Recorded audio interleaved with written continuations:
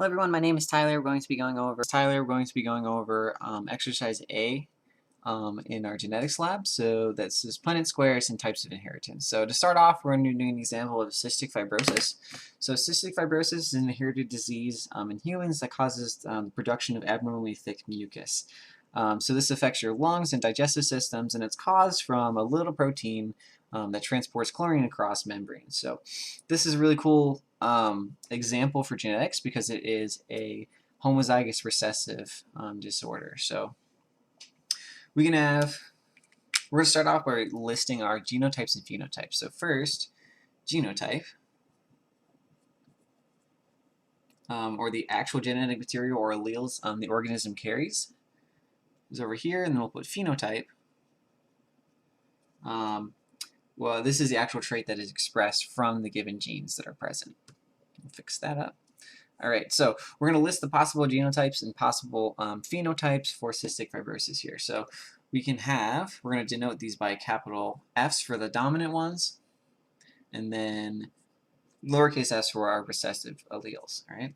So first off, we're going to do homozygous dominant. So 2 of our dominant alleles. So the phenotype we're going to have there is normal. They're not going to express any symptoms at all. They don't even carry the allele. Here, our genotype, we're going to have heterozygous because they have different 2 different alleles here, and that they're not going to express the defects in that chloride channel, but they're going to carry the recessive allele. So their children could possibly have cystic fibrosis. All right, and our last one can be this one. So we have homozygous recessive. So in this case, if it's a homozygous recessive disorder, that means they're going to have the disease. In this case, they will have cystic fibrosis. All right. So our first example here, a man and woman are considering having a child. The genetic screening indicates that they are both heterozygous for cystic fibrosis. So if they're heterozygous, that means they have 2 different alleles. So both of the parents are going to have this for their genotype, and then this is going to be a phenotype, so they're going to be a carrier. So they won't express the symptoms of cystic fibrosis, but they will be carriers for it, so they will have that recessive allele. Okay, so now we're going to construct a Punnett square. So if 2 people like this have offspring, we want to figure out what's the chance that they will have cystic fibrosis. So the way I like to do this is I put mom over here, and then we have dad over here, and we put down their genotype. All right, and now we can figure out what each of these parents can donate as a product of meiosis. So remember, in meiosis, we're going to be only giving one of these alleles to our offspring. So here mom can give a dominant, or she can give a recessive, and then same thing for the father. All right, so now we want to take these 2 things and we're going to put them in our Punnett square. So we're going to put our mom up top, dad on the side here, make our Punnett square, and now we can start dividing things. So if we now we want to put in our alleles actually first. So we put our capital F here, lowercase f there, same thing for dad. All right, so now we can start dividing these, and then we just fill in the rest of this Punnett square. So this one has, I'm going to bring this one down, bring this one over, bring this one down, bring this one over, and then same thing. Down and over, and these are recessive here. Okay, so now we want to figure out what the probability that they'll have cystic fibrosis. So we will look back up here, our phenotype, cystic fibrosis, they're homozygous recessive. So in this case, there's only 1 out of the 4 possible combinations, or a 25% chance that these 2 are going to have an offspring with cystic fibrosis. All right, so now in our second example, we have another couple that's wanting to have children as well, and they also got tested, so we know their genotypes. All right. Well, actually, we know their phenotypes. So in this example, we've got a man that has cystic fibrosis and a female that does not. So, and she's not a carrier. So if she's not a carrier, so we're going to do the female first. So if she's not a carrier, and she doesn't have cystic fibrosis, it means her genotype is going to be homozygous dominant. So we can put that up here. So this is her genotype, and then the father has cystic fibrosis, so he has homozygous recessive. So if we go and look at what possible alleles that mom and dad can both present or produce, so mom can only give, she only has the option to give a dominant gene, and then dad only has the option to give a recessive gene. There. Okay, so now we can make our Punnett squares, same thing. So we'll put the mom on top down over here. All right, and now we'll put capital F, lowercase f, bring them down and over. All right, cool. And then this is our Punnett square. You could also do it this way if you wanted to, the traditional way. This is just a little bit of a time saver. But if you bring them down and over, you'll get the same probability here. So in this case, 100% of offspring will be carriers.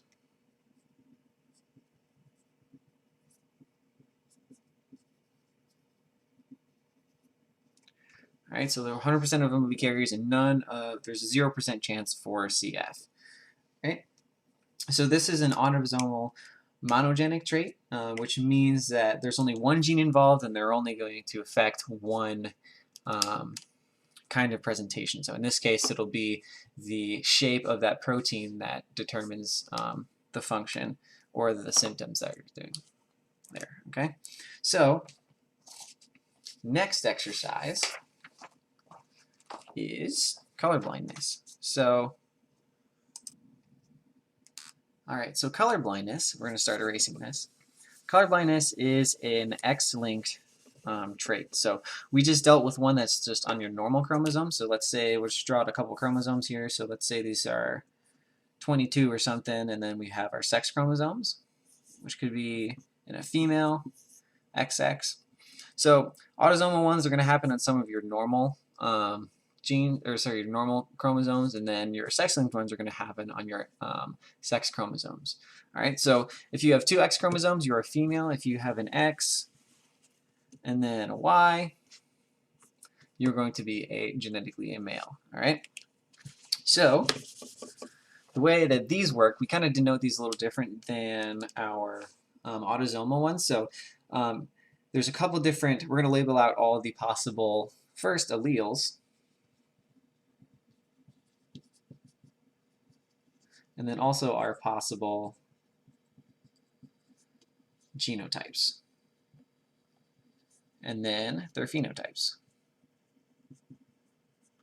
All right, so our possible alleles that we can have here, we can have, let's say that since this is a recessive trait, we're going to have a dominant recessive, but we want to make sure we have our X genes. So the way we do this is denote the dominant recessive by having like the exponent up there, the superscript change. So this one's a dominant. All right, and then this one is a recessive X chromosome, and then we have our Y chromosome there as well. All right, so these are our three possible alleles there, and now we can go down to genotypes. So we can have homozygous dominant female, we can have a heterozygous female, we can have a homozygous recessive female. All right, now we can move on to males. We can have a male without color blindness. Oh, let me move this up. And then we can have a male, excuse me, with color blindness. All right. So again, we got normal vision here. We've got a carrier. We've got a colorblind female. We have a normal male and a colorblind male down here. All right. So we're going to get into our examples here. So we have a couple people that we're going to be looking at. So we've got Sally and Tom, and they were planning to have kids. So make a little family tree up here. They're planning to have some kids. All right. So Sally's father, getting towards the top of the screen there, Sally's father, John, is red-green colorblind. So his genotype, we're going to put this up here right next to him just so we can keep track of things. So his genotype is X, B, Y. All right, and now we also are told that both Sally and Tom have normal vision. So if Tom has normal vision, we go down here, he's a male, so he's got a Y chromosome. The only thing that he can have, so his only possible genotype is over here. So it's a dominant allele there. So X, B, and then of course the Y. All right, and we can figure out also Sally's genotype because it's just from these information here. So if Sally has to get, so since she's a female, from her dad, she had to have gotten this allele here from her dad. So we're going to bring that one on down. And the only other, so she's a female, so she has another X chromosome. The only way that she can be normal and have the, excuse me, recessive allele here is if she has a dominant allele there. Okay, so these are the genotypes of our little family here. And now, since we've determined those, I'm going to erase this and make some room. All right, so since we know those two, we are going to want to draw a Punnett square for Sally and Tom's kids. So we'll put Sally on top, Tom on the side over here, make our little square. All right, now we can start filling stuff in. So we're going to put our dominant, we're going to put the alleles over here. So Sally can give an XB dominant or an XB recessive. So we're going to put those two up here. So XB and then XB, and then the male, Tom, can give a dominant allele or he can give, oops, his recessive allele. So now we go ahead, fill this in. So we got a female without colorblindness, female carrier, a male with colorblindness, and a male without colorblindness. Okay? So the probability that one of their kids is going to be colorblind would be a 1 in 4 chance. So 1 in 4, or 25%. All right.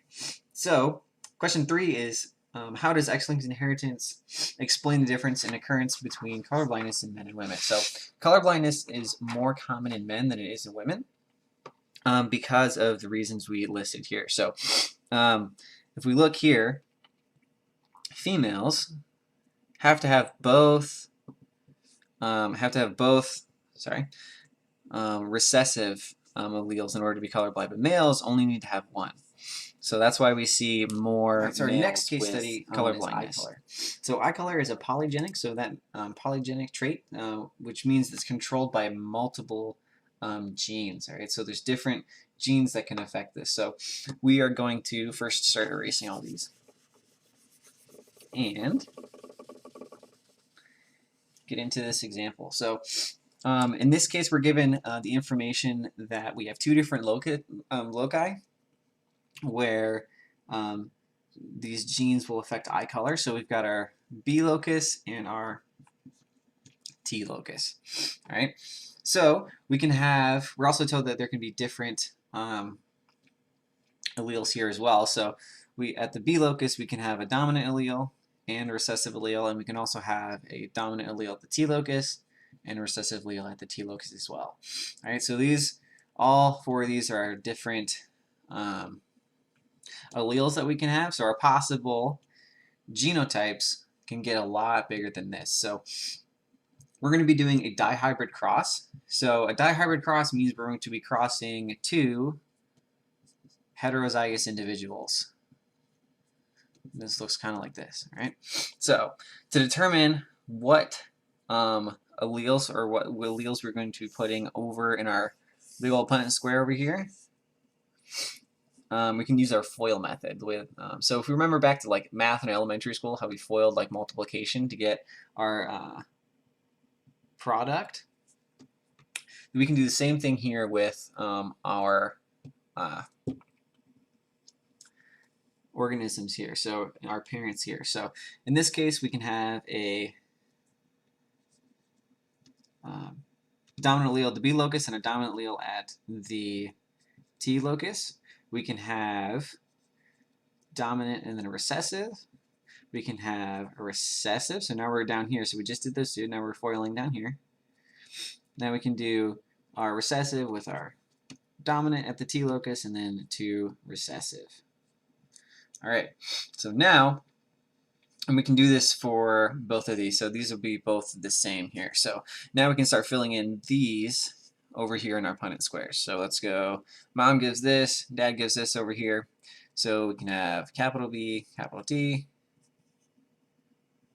capital B, lowercase, and then we have lowercase, uppercase, lowercase, lowercase. All right, so now we make 4 sections here. And then same thing over here.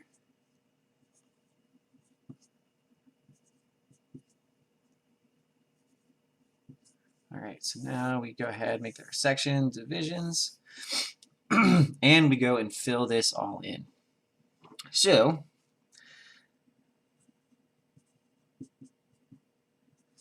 yep.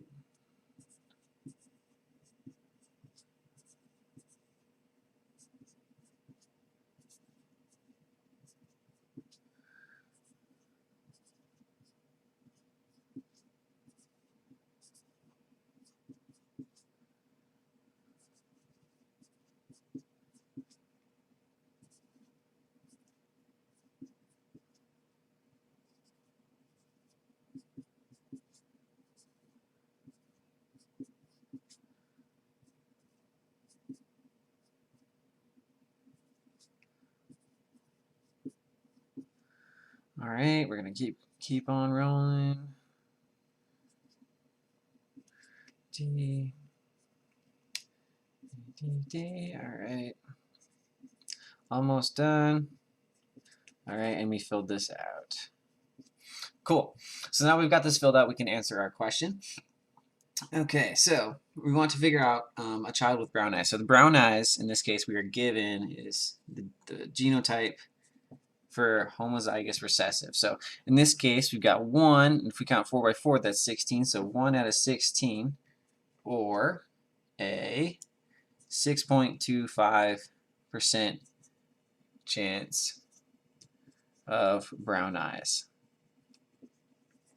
All right, and then a helpful tip, so you don't have to write, so say we asked you to do this on a test, so instead of writing all of this out, with a dihybrid cross with 2 heterozygous individuals here, and a ratio exists for all of these. So we have a 9:3:3:1 ratio. All right, so 9 of these guys are going to exhibit dominant for both. The phenotype, this is phenotype ratio. Here, I'll write that up here.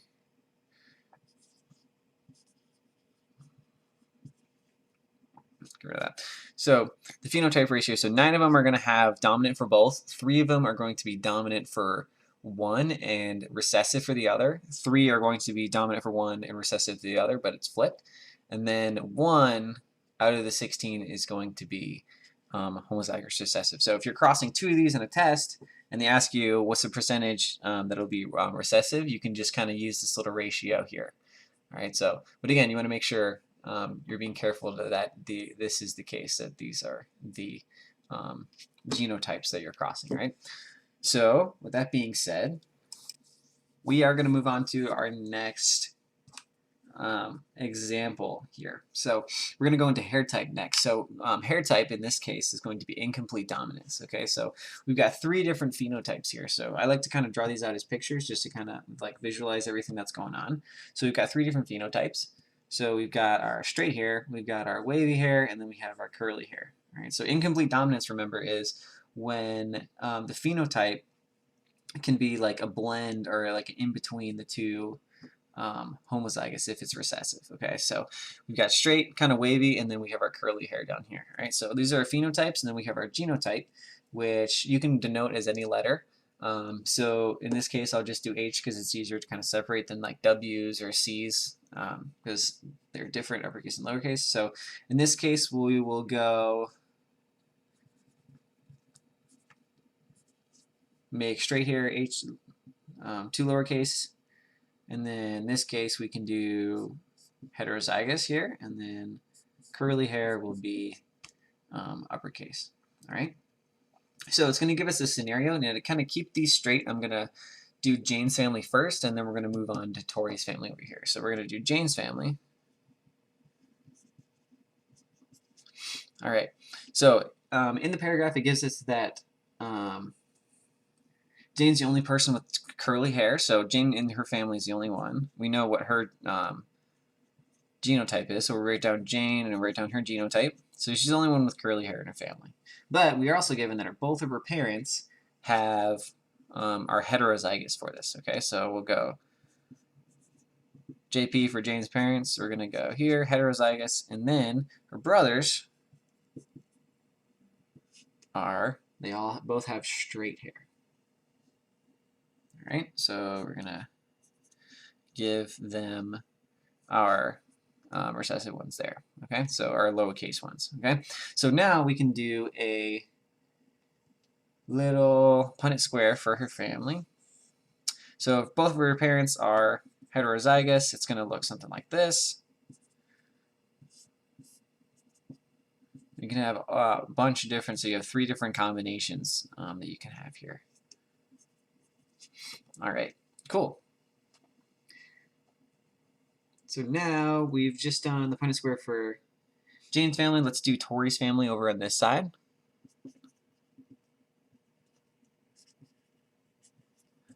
Cool. I'm going to scoot that over so you can see that. So Tori's family here. So we're going to draw the Punnett square, and then we'll fill this in as we go. So Tori, if we look, so let's see, Tori's father. Actually, we'll start with Tori. So Tori first, she has same kind of hair as Jane does. So Tori has both of our uppercase alleles there. Okay, so now what else are we given? We're giving that her mom and her dad's genotypes as well. So her father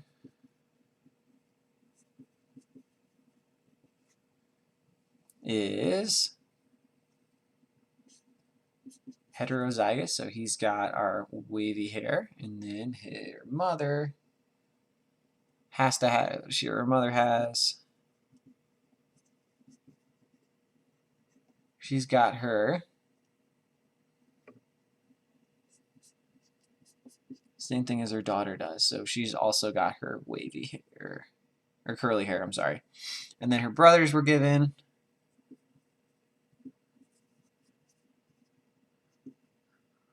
also have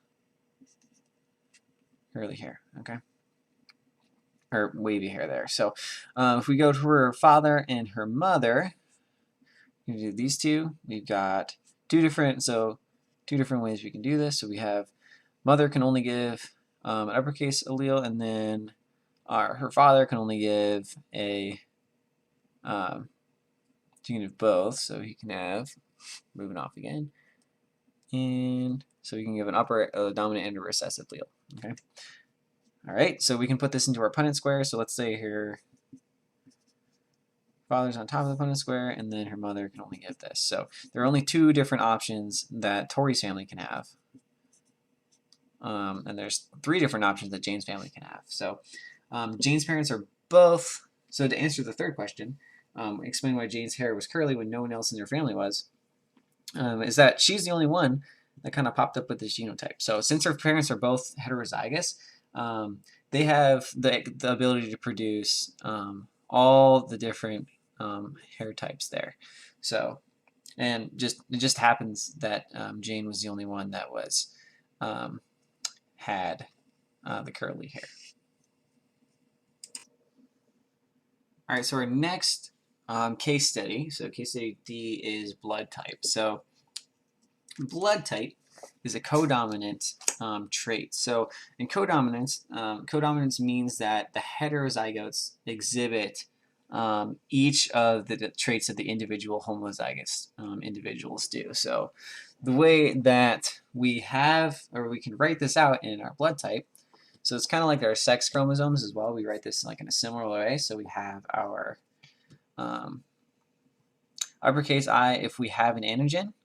So in this case, we have an uppercase I, and then you can have an A antigen. So this is a specific type of antigen. So an antigen is like a way that you can mark, that your cells like mark things. And I'll show you that in a minute here with a little drawing. So, and you can have a B antigen, or you don't have an antigen at all present. So there's 3 different types of blood that we can have. So we can have type A, which means you can have an A antigen, another A antigen, or you can have an A antigen and then the absence of an antigen as well. And again, we'll show you that in a minute here. So type B,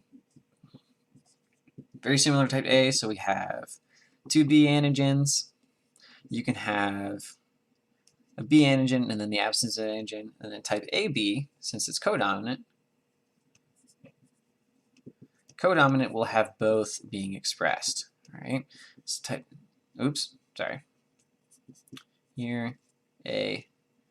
So 2 capital I's means the presence of an antigen, and we have A and B antigens present, right? And then type O means you don't have any at all. So the way this looks like in a red blood cell, we've got our red blood cell down here, we got red blood cells, and then we have a single lipid, we've got a fatty acid chain, and then we have some carbohydrate chains here, okay? So this is what our little kind of tag looks like. So this is what like our cellular tags look like. So these doesn't have an antigen on it, okay? So if we were to, let's say we have type A blood, we can have, we're gonna draw 2 of these guys.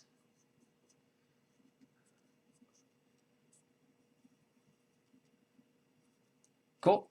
So if we have type A, we can have an A antigen pop off of this chain, and we can have another A antigen pop off this chain, or if we remember, oops, sorry, let me move this up. So, or we can have an A antigen and then an unlabeled kind of tag there, okay? So, and if we have type B, we can have a B here and a B here, or we can have a B there, nothing there. And then if we were type AB, you'd have an A antigen and a B present, both present on the same cell. Okay, so this is kind of what codominance looks like. And if you're type O, you just would look, you wouldn't have any like extra tags there. Okay, so that's what it looks like in the cell. So based on this information, we can figure out the example problems that we have in our book. So I'm gonna erase some things to make some room, and we're gonna go over our problem. So if we flip around, let's see, we have a little scenario here. So we've got like a little family, and we want to figure out a couple things. So first, we want to make sure we keep track of what we want to figure out. So we want to give phenotype, genotype, let me try spelling that right, genotypes, and then phenotype,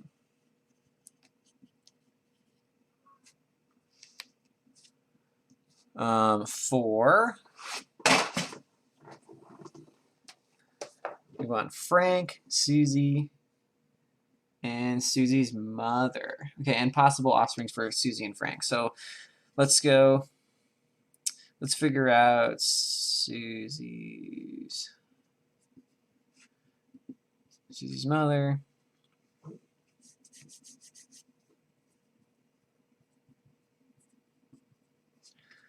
All right, we want to figure out Susie herself and Frank, and then their offspring as well. So we can do a little Punnett square over here for their offspring. So we've got Susie and Frank. All right, so we're set up for our first questions here. All right, so let's do Frank first. So do the easy ones first. So we've got our genotype we want to figure out, and then our phenotype, and then for each person. All right, so our genotype, we know that Frank is type O, so that's super easy. So we go type O real quick. Type O. Okay, so this is super easy because type O can only be one possible combination. That's right here. So those 2 lowercase i's, okay? So he doesn't have any antigens present. All right, so type Susie is type A we are given. and her mom is type B. B. Okay, cool. So in order for Susie's mom to give birth to Susie, who's type A, she needs to give up, when she's making her gametes, or making her sex cells, she has to give up one of these alleles to Susie. So the only way for Susie to be type A in this case is for her mom to give up the allele without an antigen there. So her mom has to have this, and in order for her to be type B, she also needs to have B antigen as well. So this is her genotype, and the Susie we can figure out based on that. So she gets the I from her mom, and then she gets the A from her dad. All right, cool. So that's our first part of our little question here. And then we also want to figure out what the genotype of the offspring of Frank and Susie are. So if Susie has type A antigen, and then the absence of antigen, Frank just has the one thing here. The only possible combinations that Frank and Susie can have are type A blood and type O blood, and that would be 50-50 for each one there. Okay, so that's our first one. Then what can we determine about the father in this case? That's our next question. So if we look at this, so he has to have a type A antigen somewhere, right? So if we look up here, so Susie's father, so Susie is type A and her mom is type B, that means her father has to have given her an A antigen. So we have three different options here. He can either be this genotype here, he can be this genotype here, or we can't forget about AB as well. He could be codominant for both of those. So he could be AB. We need to know a little bit more in order to determine which one of these he's got. We can put Susie's mom up here. And then Susie's dad over here. All right, so we know Susie's mom genotype just based on Susie's. So we've determined that over here, so we're going to put this over here. So we've got IB and I. All right, so Susie is IA and I. All right. And so since Susie is this, that means he has to have an A antigen. So we'll put that over there. Okay, so now we've figured out a couple of the things. A couple of the other possibilities here. And now we want to figure out what the other one is. So based on the information that we're given, we can't really determine if he is type AB or he's just type A. So we'd have to know a little bit more about the other possibilities for their offspring in order to figure that out. But yeah, so we can determine that he's either type A or type AB. All right, so our next scenario is also a blood type scenario. So we have a little family tree here. So we've got Mary, who is type A. Then we have her father, Mike,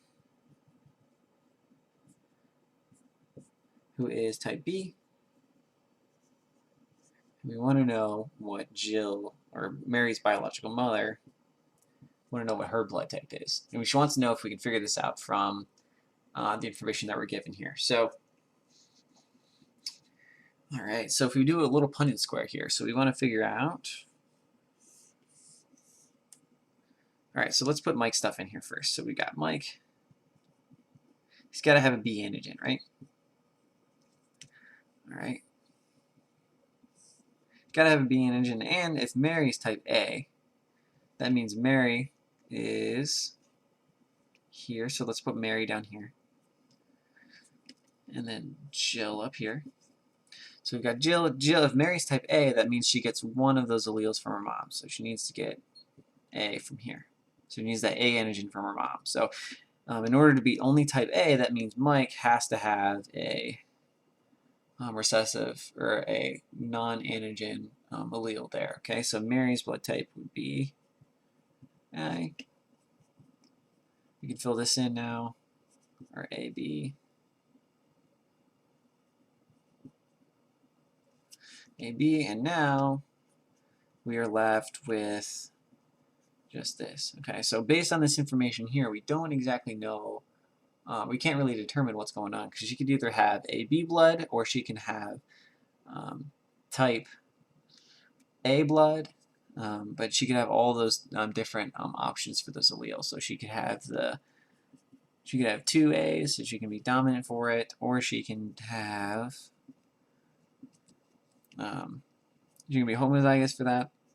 She can have the antigen without an antigen without an antigen, or she can have the different antigens presented. So we don't know which one of these three. So to answer the question she's going to need to have blood work done in order to figure out what's going on with her blood type. Okay, so for our last example here, we have sickle cell disease. So we're just going to kind of jump right into it and start first with labeling those alleles, since this is a monogenic kind of trait. So we have two different options here because we're working with one locus. So we've got a dominant allele and also a recessive allele that we can have. So from this, we can generate three different genotypes that would occur. So we have homozygous dominant, we have heterozygous, and we also have homozygous recessive. So in the paragraph, we also read that this is a homozygous recessive disorder. So those with the homozygous recessive have sickle cell disease. Those who have the two dominant genes are normal. And we'll get to this in a minute. So these heterozygous have advantage over both of these. But it asks us to draw a Punnett square to kind of explain this. So in order to get all three of these in a Punnett square to be available, we just do cross between two heterozygotes. So we'll just do that right here. Kind of make this a little neater. All right, so we have our two heterozygotes here. So we've got a homozygous dominant, heterozygous individuals, we've got two of them, and we have one with sickle cell disease. So in areas where malaria is super common, the normal phenotype is selected against because malaria is not good for you, so it causes you to have decreased fitness, okay? So they're normal but not resistant to malaria.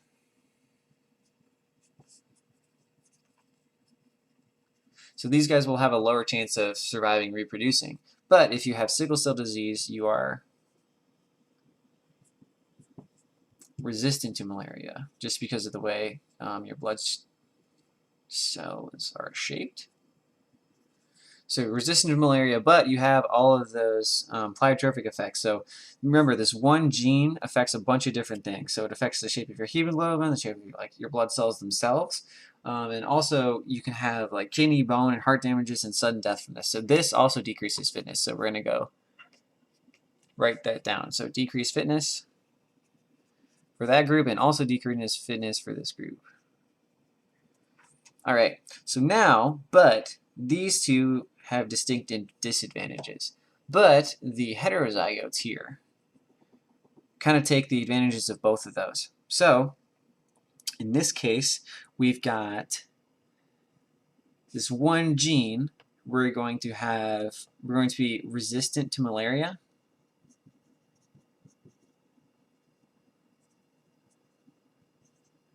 And we don't have the full bad side effects of sickle cell disease. So these guys have an increased fitness in areas where malaria is very present. So that is kind of heterozygous advantage. Thanks for sticking with me through all of this, and good luck on the rest of your lab endeavors.